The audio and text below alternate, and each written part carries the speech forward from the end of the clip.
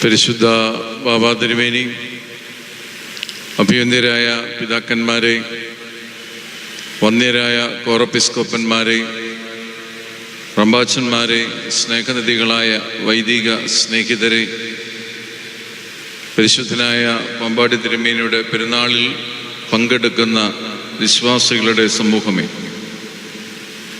മലങ്കര സഭാ ഗാത്രത്തിൽ വിശുദ്ധിയുടെ അടയാളപ്പെടുത്തൽ നിർവഹിച്ച ഒരു മഹിതാചാര്യൻ്റെ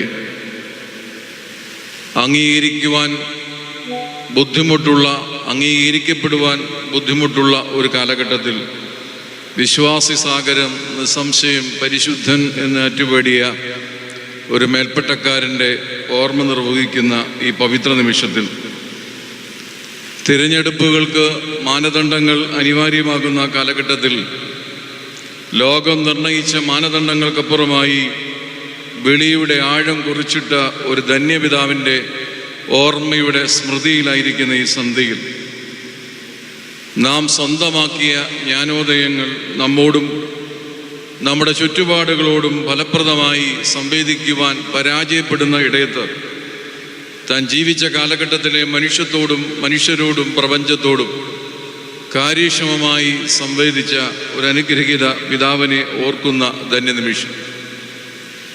കുര്യാക്കോസ് മാർ ഗ്രിഗോറിയോസ് എന്ന അഭിനാമമുള്ള പാമ്പാടി തിരുമേനി എന്ന് വിളിക്കുമ്പോൾ വെളിപ്പുറത്തുള്ള ഒരു ദിവ്യ സാന്നിധ്യത്തിൻ്റെ ഓർമ്മയിലേക്കും അനുസ്മരണ ശുശ്രൂഷയിലേക്കുമാണ് നാം എത്തി നിൽക്കുന്നത്. ഒരു അനുസ്മരണ പ്രഭാഷണത്തിൻ്റെ പതിവ് രസക്കൂട്ടുകളിൽ കാലം, കർമ്മം, അദ്ദേഹം കടന്നുപോയ നാഴികക്കല്ലുകൾ ഇവയൊക്കെ കൊണ്ടുവരേണ്ടത് അനിവാര്യമാണ്. എങ്കിലും അത്തരം രസക്കൂട്ടുകളിലേക്ക് ഇന്ന് സന്ധ്യയിൽ പ്രവേശിപ്പാൻ ഞാൻ ആഗ്രഹിക്കുന്നില്ല.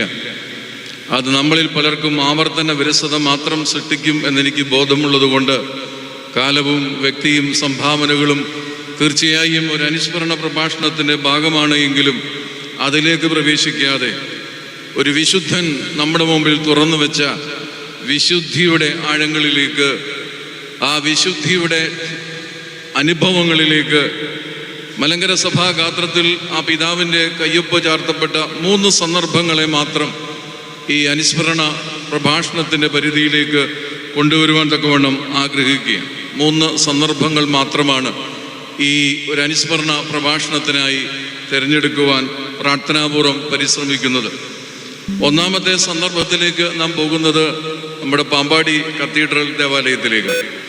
പാമ്പാടി കത്തീഡ്രൽ ദേവാലയത്തിലേക്ക് എത്തുമ്പോൾ കടവിൽമാർ അത്താനാസ്യൂസ് തിരുമേനി ആ ദേവാലയത്തിലേക്ക് എത്തുമ്പോൾ അവിടെ ഒരു മനുഷ്യനെ പരിചയപ്പെട്ടു.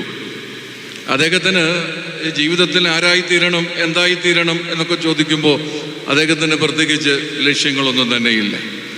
ഒന്നുമാകാൻ ആഗ്രഹിക്കാത്ത ഒരു മനുഷ്യൻ വിശുദ്ധിയുടെ തീരത്തിലേക്ക് സഞ്ചരിച്ച ചരിത്രമാണ് പാമ്പാടി തിരുമേനിയുടെ ചരിത്രം. തീർച്ചയായും ഈ പെരുന്നാൾ നമ്മുടെ മുമ്പിൽ തുറന്നിടുന്നത് ഒരു വിശുദ്ധൻ്റെ ഉദയം അവിടെയാണ്. ഒരു വിശുദ്ധിയുടെ ഉദയമാണ്. പവിത്രമായ ഒരു ലക്ഷ്യനിർമ്മിതിയാണ് ഒരു വിശുദ്ധൻ്റെ സൃഷ്ടികർമ്മം. പവിത്രമായ ഒരു ലക്ഷ്യ നിർമ്മിതിയാണ് ഒരു വിശുദ്ധൻ്റെ ആരംഭം എന്ന് ഈ ജീവിതം നമ്മെ ഓർമ്മിപ്പിക്കും. കടവിൽമാർ അത്താനാസ്യൂസ് തിരുമേനിയുടെ ദീർഘദർശന നയനങ്ങൾ പാമ്പാടി തിരുമേനിയിൽ അനന്തമായ സാധ്യതകൾ കണ്ടെത്തിയത് കൊണ്ടാവാം ശമാശനായും വൈദികനായും ഒക്കെ അദ്ദേഹം അഭിഷിക്തനായത്. പക്ഷെ പാമ്പാടി തിരുമേനിയോട്, കുര്യാക്കോസിനോട് എന്തായിത്തീരണം എന്ന് ചോദിച്ചാൽ അദ്ദേഹം ദൈവകൃപയാൽ അധിഷ്ഠനായി ആ ദേവാലയത്തിൻ്റെ പരിസരങ്ങളിൽ എത്തപ്പെട്ട ഒരു മനുഷ്യനാണ്. പക്ഷെ എന്തായിത്തീരണം, ആരായിത്തീരണം എന്ന് ചോദിച്ചാൽ അദ്ദേഹത്തിന് പ്രത്യേകിച്ച് ഒന്നുമായിത്തീരണം എന്നാഗ്രഹമില്ല. ഒരു പട്ടക്കാരനാകാൻ പോലും ആഗ്രഹം ഉണ്ടായിരുന്നു എന്ന് ചോദിച്ചാൽ ആ ജീവചരിത്രം പഠിക്കുമ്പോൾ അതങ്ങനെയല്ല എന്ന് നമുക്ക് കണ്ടെത്തുവാൻ കഴിയും. പക്ഷേ ഒന്നുമല്ലാതാകാൻ ആഗ്രഹിച്ച ഒരു മനുഷ്യൻ്റെ കൈപിടിച്ച് വിശുദ്ധിയുടെ ഉയരങ്ങളിലേക്ക് എത്തിച്ച ഒരു ദൈവകൃപയെ പറ്റിയാണ്, ഒരു വിശുദ്ധൻ്റെ ജനനത്തെ പറ്റിയാണ്, ഒരു വിശുദ്ധിയുടെ സാന്നിധ്യത്തെ പറ്റിയാണ് നാം ഇന്ന് ഇവിടെ അനുസ്മരിക്കുകയും ആ വിശുദ്ധൻ്റെ പാദപീഠത്തിലാണ് നാം ഇവിടെ ആയിരിക്കുകയും ചെയ്യുന്നത്. ഈ വിശുദ്ധൻ നമ്മുടെ വർത്തമാനകാല ജീവിത പരിസരത്തിന് നൽകുന്ന സന്ദേശം എന്താ? നമ്മളിപ്പോൾ വലിയ കാര്യങ്ങൾ ചെയ്യുന്നതിലും വലിയ കാര്യങ്ങൾ നേടിയെടുക്കുന്നതിലും ആത്മസംതൃപ്തി കണ്ടെത്തുന്ന ഒരു സമൂഹം. നമ്മുടെയൊക്കെ ഉള്ളിൽ വളരെ കൃത്യമായ ലക്ഷ്യങ്ങൾ കോറിയിട്ടിട്ടുണ്ട്. അത് എന്തെങ്കിലും സ്ഥാനങ്ങളിൽ ആയിത്തീർന്നവർക്ക് ഇനിയും അതിൻ്റെ ഉപരിസ്ഥാനങ്ങളിലേക്ക് പോകാനുള്ള ആഗ്രഹം സ്വാഭാവികം. ഇനി എന്തെങ്കിലുമൊക്കെ ആയിത്തീരാൻ ആഗ്രഹമുള്ളവർക്ക് അത് എത്തിപ്പിടിക്കുവാനുള്ള ആഗ്രഹം, ഇതൊക്കെ വളരെ സ്വാഭാവികമാണ്. ഇതൊക്കെ ഒരു സാധാരണ മനുഷ്യൻ്റെ ഭാവമാണ്. ഈ സാധാരണ മനുഷ്യനിൽ നിന്ന് ഒരു വിശുദ്ധനെ വേർതിരിക്കുന്നത് എന്താ? ഒരു സാധാരണ മനുഷ്യനിൽ നിന്ന് ഒരു വിശുദ്ധിയുടെ തിരിവട്ടം സംജാതമാകുന്നത് എങ്ങനെയാണ്? നമുക്കറിയാം, നമ്മുടെ ഇപ്പോഴത്തെ വിദ്യാഭ്യാസ പ്രക്രിയകൾ തന്നെ അറിവിൻ്റെ ആദ്യാക്ഷരം പഠിക്കുമ്പോൾ തന്നെ അവൻ്റെ ഉള്ളിൽ ലക്ഷ്യമുണ്ട്. എ പഠിക്കാനും ആ പഠിക്കുവാനും അമ്മയും സാറുമാരും ചേർന്ന് നൽകുന്ന ലക്ഷ്യങ്ങളുണ്ട്. ആ പഠിച്ചാൽ മധുരമുണ്ട്, എ പഠിച്ചാൽ മധുരമുണ്ട്. അങ്ങനെ ലക്ഷ്യങ്ങൾ ആഴമായി നിർമ്മിച്ച് ലക്ഷ്യങ്ങളില്ലാത്ത ഒരു പ്രക്രിയയിലും ഇന്ന് മനുഷ്യൻ എത്തിച്ചേരുന്നില്ല എന്നിടത്താണ് ഈ അനുഗ്രഹിത പിതാവ് ഒന്നുമായി തീരുവാൻ ആഗ്രഹിക്കാതെ ദൈവിക ആലയത്തിൽ ഒരു ആകുവാൻ ആഗ്രഹിച്ചെത്തി വിശുദ്ധിയുടെ ഉയരങ്ങളിലേക്ക് ദൈവം അദ്ദേഹത്തെ കൈപിടിച്ച് ആനയിച്ചത്. അത് വളരെ പവിത്രമായ ഒരു ലക്ഷ്യ നിർമ്മിതിയാണ്. നമ്മൾ വലിയ പ്രൊഫൈലുകൾ നിർമ്മിക്കുന്നതിൻ്റെ തിരക്കിലാണ്. ആവശ്യം വേണ്ടി വരും, തീർച്ചയായും അതിന് ആവശ്യം വേണ്ടി വരും.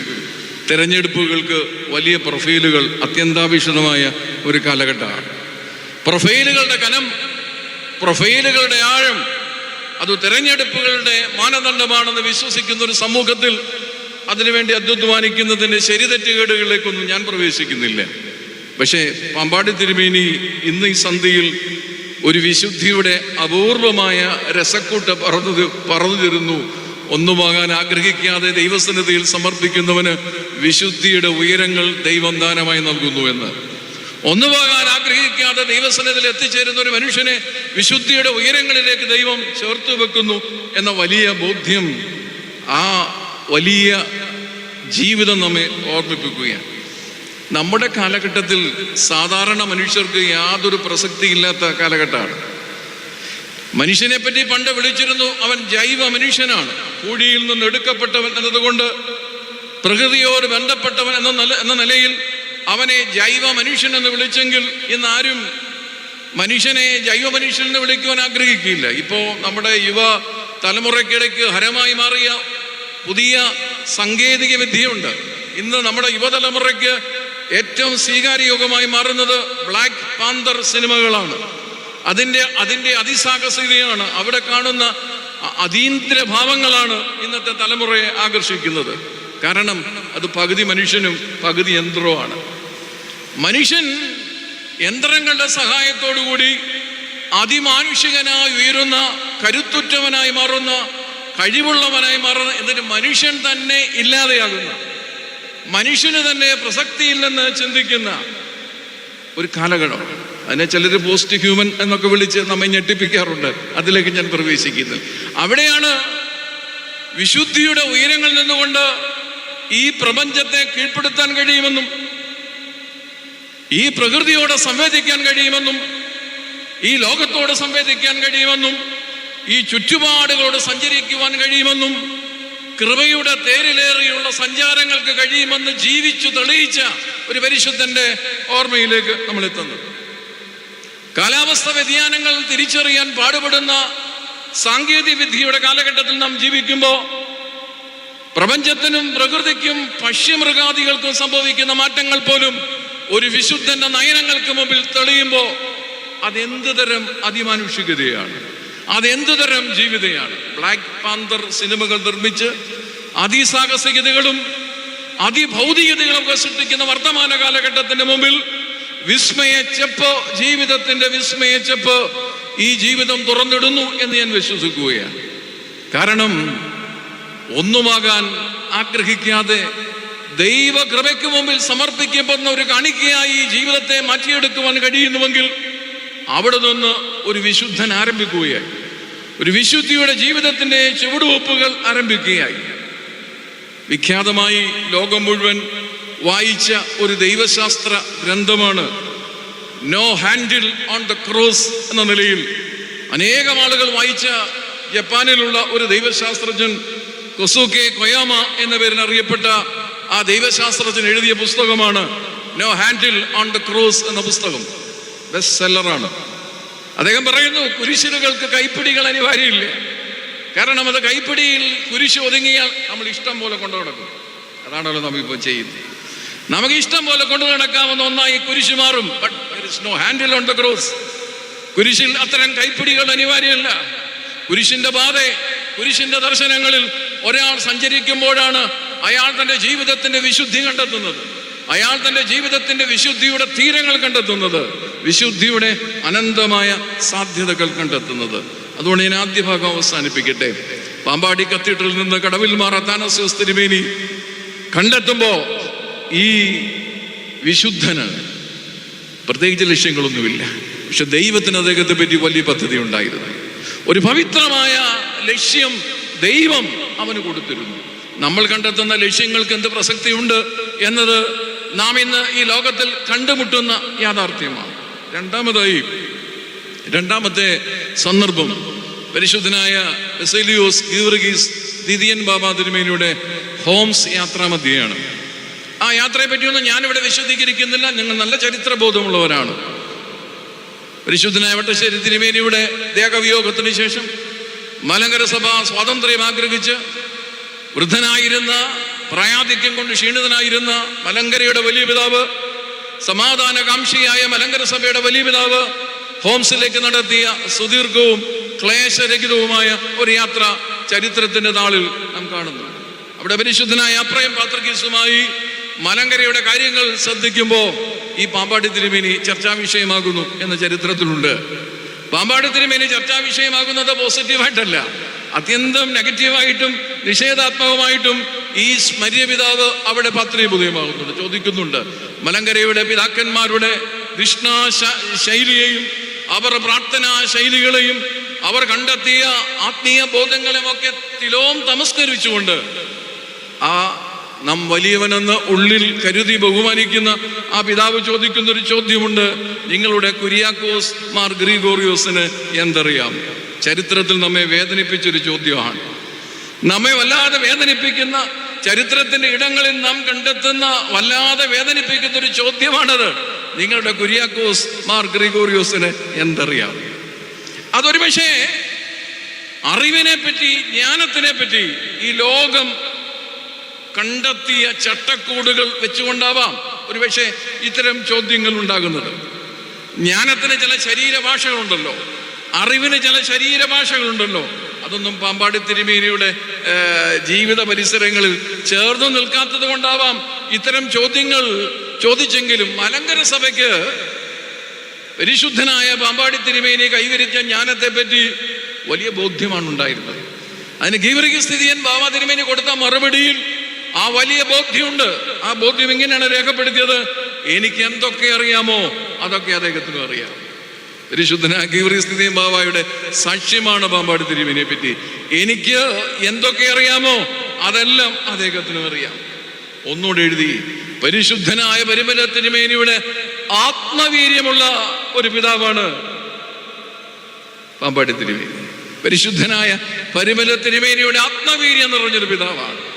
പ്രിയപ്പെട്ടവരെ, രണ്ടാമത് എനിക്ക് പറയാനുള്ളത്, പവിത്രമായ ഒരു ജ്ഞാന നിർവൃതി ഈ പിതാവിൻ്റെ ജീവിതത്തിൽ കണ്ടെത്തുവാൻ കഴിയും.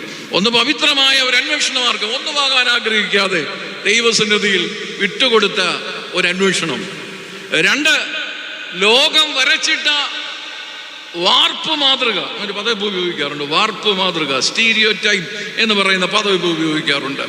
ലോകം കോറിയിട്ട വാർപ്പ് മാതൃകകൾക്കപ്പുറമായി, ലോകത്തിന് തിരിച്ചറിയാൻ കഴിയാത്ത വാർപ്പ് മാതൃകകൾക്കപ്പുറമായി ജ്ഞാനത്തിന്റെ കുലപർവ്വതമായി മാറിയ ഗീവർഗീസ് ദിദിയൻ ബാബയുടെ സാക്ഷ്യമനുസരിച്ച് പരിമല തിരുമേനിക്ക് തുല്യമായ ജ്ഞാനബോധത്തിലേക്ക് വളർന്ന, അതുകൊണ്ടാണല്ലോ പരിമല തിരുമേനിയുടെ നാമം, പരിമല തിരുമേനിയുടെ വടി, പരിമല തിരുമേനിയുടെ മുടി, പരിമല തിരുമേനിയുടെ സ്ലീബ ഇത് നൽകിയാണ് പാമ്പാടി തിരുമേനിയെ വഴിച്ചു എന്നാണ് ചരിത്രം.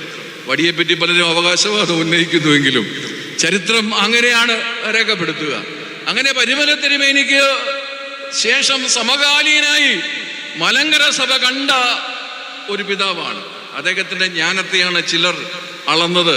എന്നിട്ട് ചോദിച്ചു, കുര്യാക്കോസ് മാർ ഗ്രിഗോറിയോസിന് എന്തറിയാം അദ്ദേഹത്തിന് എന്നതിന് 2026 ഉത്തരം നൽകുന്നു. അതാണ് ഇവിടെ തടിച്ചുകൂടിയ ഈ ജനസഹസ്രം. ഒരു തെരഞ്ഞെടുപ്പ് കാലത്ത് എവിടെങ്കിലും ആള് കൂടിയ ഉടനെ പറയും PR ഏജൻസിയാണെന്ന്. പക്ഷേ ഇവിടെ ഈ സന്ധ്യയിൽ, ഒരു ഈസ്റ്റർ സന്ധ്യയിൽ തടിച്ചുകൂടിയ ഈ ജനാരവം ഒരു PR സാധ്യതയുടെയും പിൻബലത്തിലല്ല, ഒരു ഫ്ലെക്സ് ബോർഡിന്റെയും പിൻബലത്തിലല്ല ഇവിടെ എത്തി നിൽക്കുന്നത്. അദ്ദേഹം കണ്ടെത്തിയ, അദ്ദേഹം തിരിച്ചറിഞ്ഞ ജ്ഞാനബോധത്തിന്റെ ദിവ്യ വെളിച്ചത്തിൽ ആകൃഷ്ടരായിട്ടാ ഈ സമൂഹം ഇവിടെ നിൽക്കുക എന്നത് നാം മറന്നു പോകരുത്. അക്ഷരമാലകൾ കൊണ്ട് തീർത്ത രമ്യകർമ്മങ്ങളല്ല അറിവെന്ന ബോധ്യം ഈ പിതാവ് നമ്മെ ഓർമ്മിപ്പിക്കും. നമുക്ക് അങ്ങനെ ഒരു തെറ്റിദ്ധാരണയുണ്ട്. അക്ഷരമാലകൾ കൊണ്ട് തീർത്ത രമ്യകർമ്മങ്ങളാണ് നമ്മുടെ അറിവുകൾ. അക്ഷരമാലകളിൽ ഉടക്കിക്കിടക്കുന്ന അറിവ് പണിതീരാത്ത വീടിന് തുല്യമാണെന്ന് നാം എന്ന് മനസ്സിലാക്കുന്നു. വേദപുസ്തകത്തിലുണ്ടല്ലോ. ഗോത്ര ബോധ്യങ്ങളിലേക്ക് എത്തുമ്പോൾ നാം യൗസേപ്പിനെയും ദാനിയേലിനെയും ഒക്കെ വായിക്കുന്നുണ്ടല്ലോ. അവരുടെ ജീവിതത്തെ രണ്ടുപേരെ കൂടെ ഒന്നിച്ചെടുത്ത് വ്യാഖ്യാനിക്കാൻ ശ്രമിച്ചാൽ 2 പ്രത്യേകതകൾ നമുക്ക് പറയാം. യഥാർത്ഥ ജ്ഞാനത്തിന്റെ 2 തലങ്ങൾ കാണാൻ കഴിയും. ഒന്ന്, ഈ 2 പേർക്കും തങ്ങളുടെ കാലഘട്ടത്തിന്റെ രുചിഭേദങ്ങളെ വിവേചിക്കാൻ കഴിഞ്ഞു. അതാണ് അറിവ്. താൻ ആയിരിക്കുന്ന കാലഘട്ടത്തിൽ രാജകീയ മൃഷ്ടാന്ന ഭോജനങ്ങൾ കൊണ്ട് യൗസേഫ് വെല്ലുവിളിക്കപ്പെട്ടപ്പോ, ദേവാർപ്പിതമായ ബലിവസ്തുക്കൾ കൊണ്ട് ദാനിയേൽ വെല്ലുവിളിക്കപ്പെട്ടപ്പോ അവർക്കതിന്റെ നന്മകളെ വിവേചിക്കാൻ കഴിഞ്ഞു. ഇതിന്റെ പേരാണ് ജ്ഞാനം. അല്ലാതെ പേരിൻ്റെ അടുത്ത് എഴുതി വെച്ചിരിക്കുന്ന ഡിഗ്രികളുടെ ആധിക്യമല്ല ജ്ഞാനം. രുചിഭേദങ്ങളെ, ദൈവത്തിന് ഹിതമായ രുചിഭേദങ്ങളെ തിരിച്ചറിയാൻ കഴിയുന്ന വിവേചനത്തിന്റെ പേരാണ് ജ്ഞാനം. 2, അവർക്ക് സ്വപ്നങ്ങളെ വിവേചിക്കുവാൻ കഴിഞ്ഞു. സ്വപ്നങ്ങളുള്ളിൽ ഒളിഞ്ഞു കിടക്കുന്ന യാഥാർത്ഥ്യങ്ങളെ തിരിച്ചറിയുവാൻ കഴിഞ്ഞു. യൗസേപ്പിന് ഒരു രാജ്യത്തിന് സംഭവിക്കാൻ കഴിയുന്ന ക്ഷാമവും സമൃദ്ധിയും വിവേചിക്കാൻ കഴിഞ്ഞെങ്കിൽ, ദാനിയേലിന് ആ രാജ്യത്തെ ആക്രമിക്കുന്ന സാമ്രാജ്യത്വത്തിന്റെ കടന്നുവരവിനെ വിവേചിച്ചു കൊടുക്കുവാൻ കഴിഞ്ഞു. നമുക്കെല്ലാം ഇപ്പോൾ ഒരു സ്വപ്നം പോലെയാണ്. സ്വപ്നങ്ങളിൽ നിന്ന് യാഥാർത്ഥ്യങ്ങളെ തിരിച്ചറിയുവാൻ, വിവേചിക്കുവാൻ ഒരു ജ്ഞാനം അത് പാമ്പാടി തിരുമേനിയിൽ ഉണ്ടായിരുന്നു. അതുകൊണ്ട് അദ്ദേഹം പ്രകൃതിയെ വിവേചിച്ചു, അവരുടെ ജീവിതത്തെ തിരിച്ചറിഞ്ഞു, അവരുടെ മുഖത്തുള്ള കഷ്ടപ്പാടിനെയും കണ്ണീരിനെയും വിവരിച്ചു, അവരുടെ ജീവിതത്തിൽ വരുന്ന ക്ലേശങ്ങളെ വിവരിച്ചു, രോഗത്തെ വിഭജിച്ചു, രോഗകാരണങ്ങളെ വിഭജിച്ചു. വസൂരി രോഗം വന്നപ്പോൾ ആരും പോകല്ലെന്ന് പറഞ്ഞതൊരു ക്ലീശ സംവിധാനമാണ്. പക്ഷെ ആ രോഗത്തെ അദ്ദേഹത്തിന് വിഭജിച്ചുകൂടെ പോകുവാനും ആ രോഗത്തെ സൗഖ്യമാക്കാനും കഴിഞ്ഞു. ഇതൊരു പുതിയ തരം ജ്ഞാനമാണ്. നമ്മൾ സ്വന്തമാക്കുന്ന പ്രൊഫൈലുകളുടെ കനമാകുന്ന ഒരു പുത്തൻ വിദ്യാഭ്യാസ പ്രക്രിയയിൽ ഇതുപോലുള്ള വിശുദ്ധന്മാർ തുറന്നിടുന്ന ഈ വിശുദ്ധിയുടെ പുതിയ അധ്യായമുണ്ടല്ലോ. വായനയിൽ എവിടെയോ എൻ്റെ ശ്രദ്ധയാകർഷിച്ചൊരു പദമുണ്ട്. ആ പദം ഒത്തിരി ആലോചിച്ചു. ഞാൻ അത് പൊട്ടിച്ചു നോക്കിയിട്ട് അങ്ങനെ പൂർണ്ണമായി പൊട്ടിയോ എന്ന് എനിക്ക് അറിഞ്ഞുകൂടാ. പക്ഷെ ആ പദം ഞാൻ ഈ അനുസ്മരണ ശുശ്രൂഷയിൽ ഒന്ന് പങ്കുവെക്കാൻ ആഗ്രഹിക്കുകയാണ്. പുറപ്പാടിൽ മോശ കണ്ടെത്തിയ ആ ദൈവ തേജസ്സിനെ പറ്റിയും മോശ സ്വന്തമാക്കിയ ദൈവ കൃപയെ പറ്റിയും ഒക്കെ പറഞ്ഞു വരുമ്പോൾ പിതാക്കന്മാർ വ്യാഖ്യാനിച്ചെടുത്ത് എഴുതി വെച്ചൊരു പദമുണ്ട്. സീനായ് മലയിൽ വെച്ച് നാം കണ്ട അന്തതമസ് എന്ന ആ തലത്തെ വ്യാഖ്യാനിച്ചു വരുമ്പോൾ അവരെവിടെയോ എഴുതി എ ലേൺഡ് ഇഗ്നോറൻസ് എന്ന പദം. എനിക്കിത് വായിച്ചു നോക്കിയിട്ട് സത്യം പറഞ്ഞ പൂർണ്ണമായി മനസ്സിലായോ എന്നെനിക്ക് അറിഞ്ഞുകൂടാ. പക്ഷെ ആ പദം ചില വിശുദ്ധന്മാരെ ഓർക്കുമ്പോൾ, ഇന്ന് മലങ്കര സഭയുടെ ചില കർമ്മസരണികളെ ഓർത്തെടുക്കുമ്പോൾ ലേൺഡ് ഇഗ്നോറൻസ് എന്ന പദത്തിന് വളരെയേറെ പ്രാമുഖ്യമുണ്ട് എന്ന് ഞാൻ വിശ്വസിച്ചതുകൊണ്ട് ആ പദം ഇവിടെ പറഞ്ഞു എന്ന് മാത്രം. കാരണം ലോകം വരച്ചിട്ട ചില ജ്ഞാനമുണ്ട്. ആ ജ്ഞാനം ഒരുപാട് കിട്ടുന്ന ആളാണ്, ഒരുപാട് ഉപദേശങ്ങൾ കിട്ടുന്ന ആളാണ് ബാബ തിരുമേനി ഉൾപ്പെടെയുള്ള സഭാ നേതൃത്വം. ഒരു കേസ് വരുമ്പോൾ അത് അവരുടെ ജ്ഞാനമാണ്. ആ ജ്ഞാനത്തിൻ്റെ ഉള്ളിൽ മാത്രമേ ഇത് ഫിറ്റനാകൂ. ആ ജ്ഞാനത്തിൻ്റെ ഉള്ളിൽ പ്രവർത്തിച്ചെങ്കിൽ മാത്രമേ ശരിയാവൂ, ഇല്ലെങ്കിൽ കുഴപ്പമാണ്, വലിയ കുഴപ്പമാണ്. അങ്ങനെ ഈ ലോകം മുന്നോട്ട് വെക്കുന്ന ചില ചില ചില ചില അറിവുണ്ട്, അറിവിൻ്റെ ബോധ്യമുണ്ട്. പക്ഷെ ഒരു വിശുദ്ധൻ അതിൽ വീഴുന്നവനല്ല. ഒരു വിശുദ്ധൻ അതിൻ്റെ പട്ടികയിലും അതിൻ്റെ ചുരുക്കങ്ങളിലും ആകുന്നവനല്ല. അവൻ ദൈവകൃപ കൊണ്ട് ഒരുപക്ഷെ ലോകം അതിനെ ഇഗ്നോറൻസ് എന്ന് വിളിച്ചേക്കാം. അതാണ് പാമ്പാടി തിരുമേനിക്ക് അപ്രയം പാത്രക്കീസ് കൊടുത്ത സർട്ടിഫിക്കറ്റ് എന്നാണ് എൻ്റെ ഒരു ബോധ്യം. അദ്ദേഹത്തിന്റെ വിലയിരുത്തൽ അങ്ങനെയാണ്. ലോകം അതിനെ ഒരുപക്ഷെ അജ്ഞതയായി കണ്ടെങ്കിലും അത് ജ്ഞാനത്തിന്റെ കുലപർവ്വതമാണ്, അത് ജ്ഞാനത്തിന്റെ നിറവാണ്, അത് ദൈവകൃപ കൊണ്ടും ദൈവിക വെളിപാട് കൊണ്ടും ഒരു മനുഷ്യൻ സ്വന്തമാക്കുന്ന ജ്ഞാനത്തിന്റെ അപൂർവമായ ബോധ്യമാണ്. അത് തന്നെയല്ലേ ലൂക്കോസിന്റെ സുവിശേഷം 12-ാം അധ്യായത്തിന്റെ 27-ാം വാക്യത്തിലും കോറിയിട്ടിരിക്കുക. ലൂക്കോസിന്റെ സുവിശേഷം 12-ാം അധ്യായത്തിന്റെ 27-ാമത്തെ വാക്യത്തിൽ, താമര എങ്ങനെ വളരുന്നു എന്ന് വിചാരിപ്പീൻ, അവ അധ്വാനിക്കുന്നില്ല, നൂൽക്കുന്നുമില്ല, എങ്കിലും ശലോമോൻ പോലും തൻ്റെ സകല മഹത്വത്തിലും ഇവയൊന്നിനോടും ചമഞ്ഞിരുന്നില്ല എന്ന് ലൂക്കോസ് സുവിശേഷകൻ എഴുതുന്നല്ലോ. താമരയുടെ വളർച്ച, അവ അധ്വാനിക്കുന്നില്ല, നൂൽക്കുന്നില്ല. പക്ഷേ ജ്ഞാനികളായ ശലോമോൻ, ആ ശലോമോന്റെ ജ്ഞാനം പോലും നൈസർഗികമായി വളർന്നു വരുന്ന, ദൈവകൃപയിൽ വളർന്നു വരുന്ന ഒരു ചെടിയുടെ ജ്ഞാനത്തോടും സൗന്ദര്യത്തോടും കിടപിടിക്കുന്നതല്ല എന്ന് ലൂക്കോസ് സുവിശേഷകൻ വ്യക്തമാക്കുമ്പോൾ, ആരാണ് കുര്യാക്കോസ് മാർ ഗ്രിഗോറിയോസ് തിരുമേനിയുടെ ജ്ഞാനം അളക്കാനുണ്ടായിരുന്നത്? അദ്ദേഹത്തിന്റെ ജ്ഞാനത്തിന്റെ സർട്ടിഫിക്കറ്റ് കൊടുക്കുവാൻ ആരാണ് ഉണ്ടായത്? മലങ്കര സഭയുടെ ചരിത്രം പിൻകാലത്ത് പ്രൂവ് ചെയ്തില്ലേ?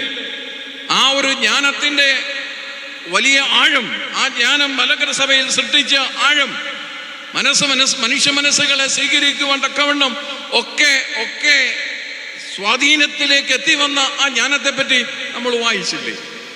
അപ്പൊ എനിക്ക് 2 കാര്യങ്ങൾ ഞാൻ പറഞ്ഞു. ഒന്ന്, വളരെ പവിത്രമായ ഒരു അന്വേഷണ മാർഗമുണ്ട്, ഒന്നും ആകണ്ട എനിക്ക്. 2, വളരെ പവിത്രമായ ഒരു ജ്ഞാന സമ്പാദന ബോധ്യമുണ്ട്. അത് ലോകം മുന്നോട്ട് വെച്ച മിടുക്കിന്റെയോ ലോകം മുന്നോട്ട് വെച്ച കീഴടക്കലുടെയോ ഒന്നും അപ്പുറം, ലോകത്തിന് ഫിറ്റനാകാത്ത, ലോകം ഒരുപക്ഷെ മണ്ടത്തരം എന്ന് വിശേഷിപ്പിക്കുന്ന, ലോകത്തിന് ഉൾക്കൊള്ളുവാൻ കഴിയാത്ത, അതിനെയാണ് ഞാൻ ലേൺഡ് ഇഗ്നോറൻസ്. നമ്മളിപ്പോ നിർമ്മിത ബുദ്ധിയുടെ ലോകമാണ്. ഈ ലോകം ഇപ്പൊ പറയുന്നത് ബുദ്ധിയല്ല, നിർമ്മിത ബുദ്ധിയെ പറ്റിയാ. ഈ നിർമ്മിത ബുദ്ധിയെ പറ്റി പറഞ്ഞിടത്താണ് ഇവിടെ ഞാൻ ഈ പിതാക്കന്മാരുടെ വാക്കിൽ നിന്ന് ലേൺഡ് ഇഗ്നോറൻസ് എന്ന പദം മുമ്പിൽ വെച്ചത്. അത് വളരെ ആഴത്തിൽ പഠിക്കേണ്ട, തുടർന്ന് പഠിക്കേണ്ട ഒരു പദമാണ്.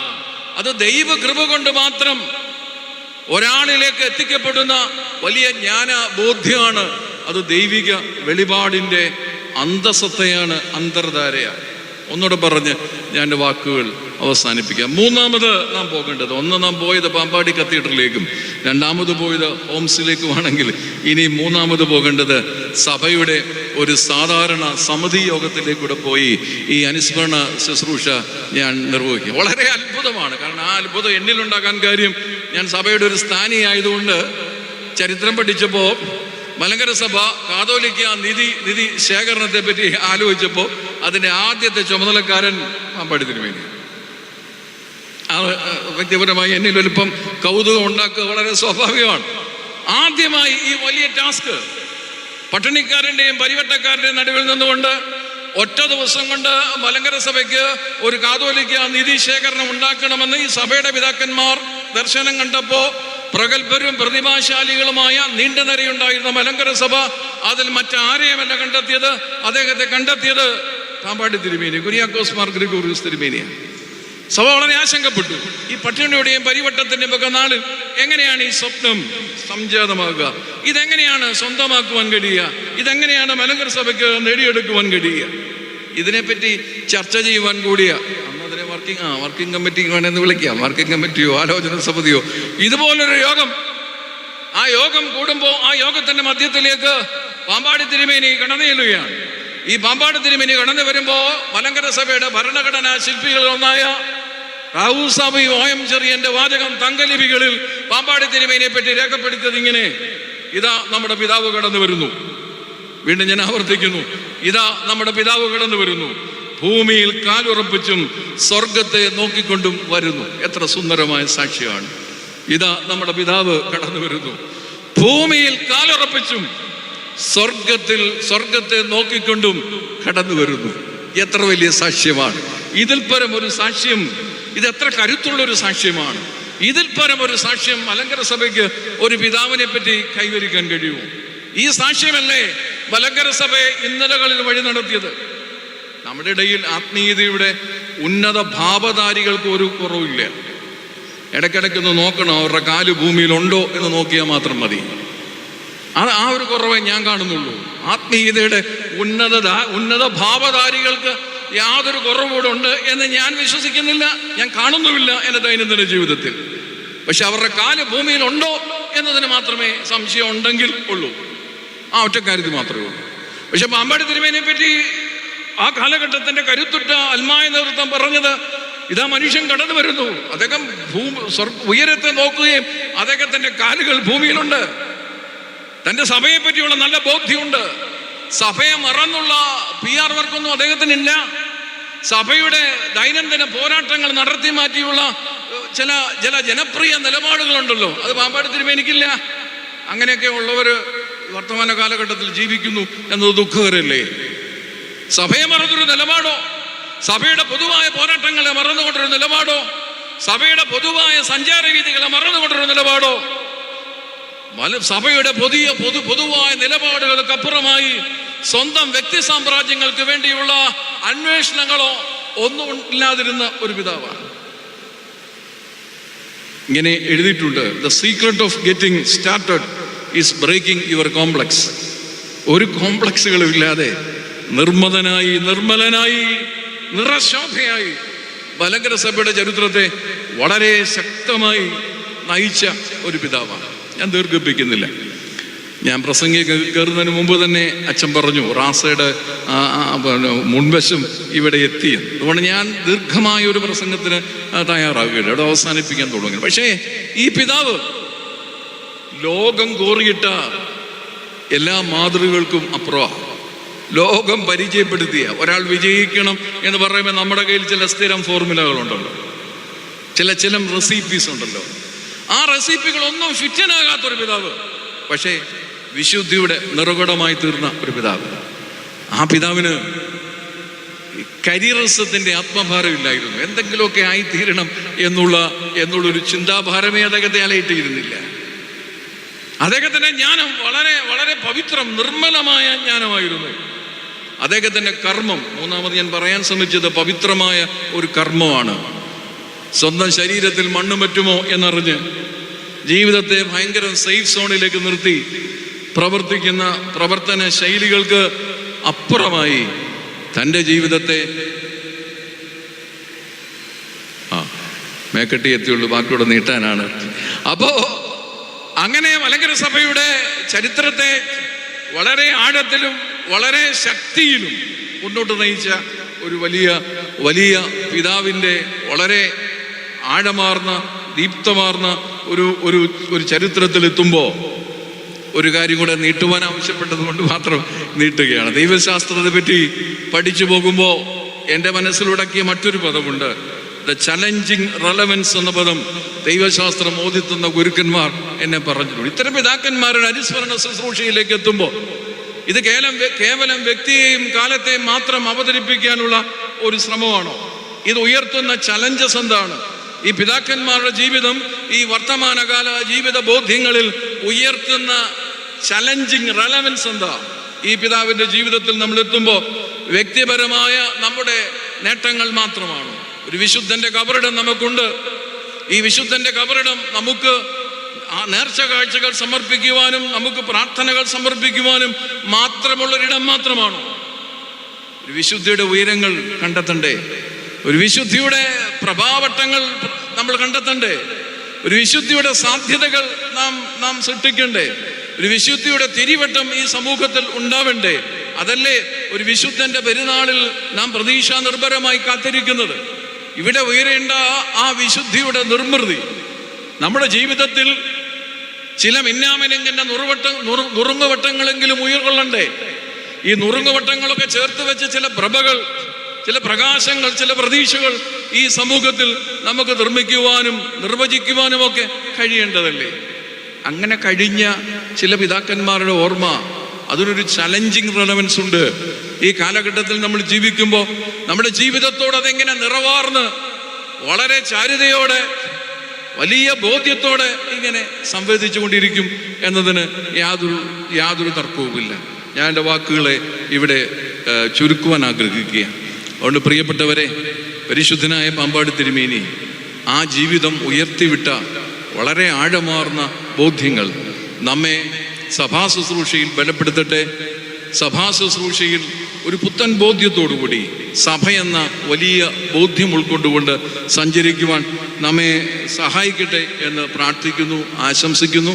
സ്ഥിരമായി പാമ്പാടി പെരുന്നാളിൽ വരുന്ന ഒരാളാണ്, അത് സ്ഥാനിയാകുന്നതിന് മുമ്പും അല്ലാത്തപ്പോഴും. പക്ഷേ ഇങ്ങനെ ഒരു അവസരം ഇതാദ്യമായിട്ടാണ്.